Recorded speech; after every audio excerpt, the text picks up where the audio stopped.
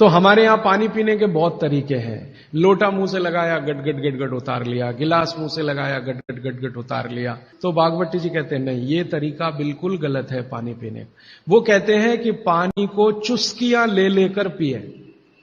जैसे आप गर्म दूध पीते हैं ना, भागवती जी बिल्कुल उसके समकक्ष रखते हैं। अब ये क्यों?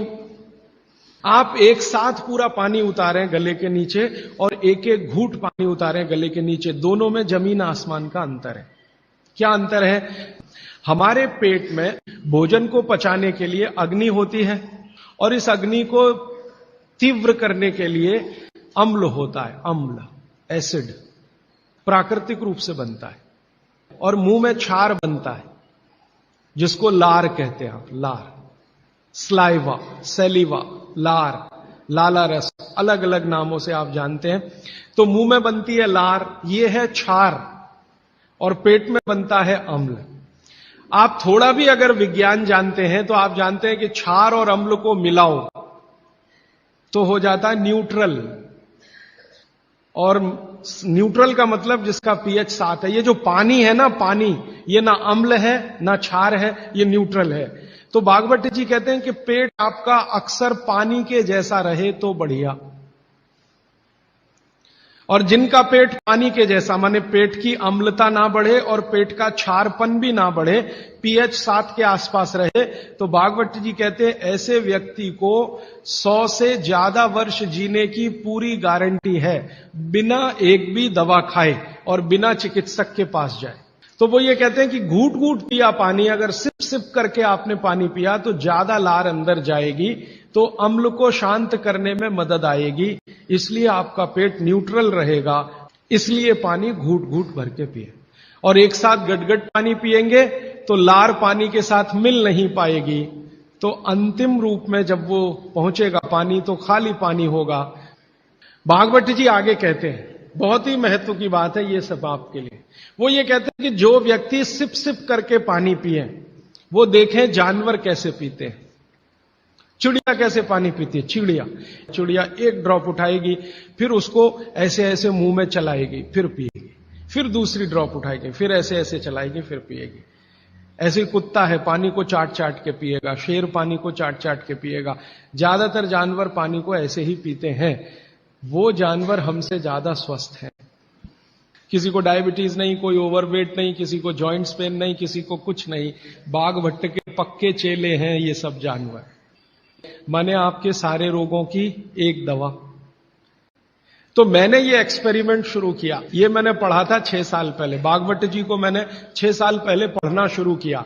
3 साल पढ़ने में लग गया और 3 साल समझने में लग गया। तो आपको सुनकर हैरानी होगी, हमारे जो दोस्त हैं, सहयोगी हैं, जिनका वजन बहुत ज्यादा था, उन्होंने पानी सिप सिप करके पीना शुरू कर दिया और भोजन के 1.5 घंटे के बाद पानी पीना शुरू। ये 2 सूत्रों का ही परिणाम है कि सबके वजन पहले से आधे हो गए, सिर्फ पानी पीने का तरीका बदला। फिर मैंने डॉक्टरों से बात की कि ये चक्कर क्या है, तो उन्होंने कहा बात सीधी सी ये है कि जो लार है ना, इसकी मेडिसिनल प्रॉपर्टी सबसे ज्यादा है। आपने जानवरों को देखा होगा, उनको कभी भी कोई चोट लगे तो वो अपने लार से ही ठीक कर लेते हैं, चाट चाट के। अब वो ये कहते हैं कि भारत के वो मनुष्य या स्त्रियां और पुरुष बहुत ही दुर्भाग्यशाली हैं जो इस लार को अंदर ले नहीं जा पाते। जैसे तंबाकू खाने वाले लोग, गुटखा खाने वाले लोग, मावा खाने वाले लोग, थूकते ही रहते हैं उसको, थूकते ही रहते हैं, थूकते ही रहते हैं। जिसको बनाने के लिए भगवान ने 1 लाख ग्रंथियां आपके मुंह में दी हैं, जो रात दिन आपके लिए लार बनाती हैं। ये बहुत ही कीमती है, इसका औषधीय गुण बहुत है। और जैन दर्शन में इसको अहिंसा के साथ जोड़ा हुआ है। और वो मैंने करके भी देखा है कि सुबह की लार गलती से भी आप किसी चींटी या चींटा या मक्खी पे थूक दो, वो तुरंत मर जाए, क्योंकि उसका औषधीय गुण बहुत प्रबल होता है सुबह सुबह। और आप गुटखा खा खा के उसको थूकते रहते हैं तो सड़क तो खराब करते ही हैं, अपने को उससे ज्यादा खराब करते हैं। तो मेरी हाथ जोड़कर विनती है कि आप में से कोई लार थूकने वाला हो, थूकने वाला आदमी, ये तो भागवत जी की डिक्शनरी में नहीं है। वो कहते हैं कि एक ही कंडीशन में आप कुछ थूक सकते हैं, जब कफ बहुत बढ़ा हुआ हो, तभी, बस। उसके अलावा दूसरी कोई कंडीशन नहीं कि आप थूकें। तो फिर आप कहेंगे जी पान खाएं, तो पान खाने के लिए नियम बताया, पान खाओ तो कत्था मत लगाओ, बिना कत्थे का पान खाओ, थूकने की गरज ही नहीं। तो वो कहते हैं कि पान भी खाना है तो थूकना नहीं है, कत्था है तो थूकना पड़ेगा, कत्थे बिना ही पान खाओ।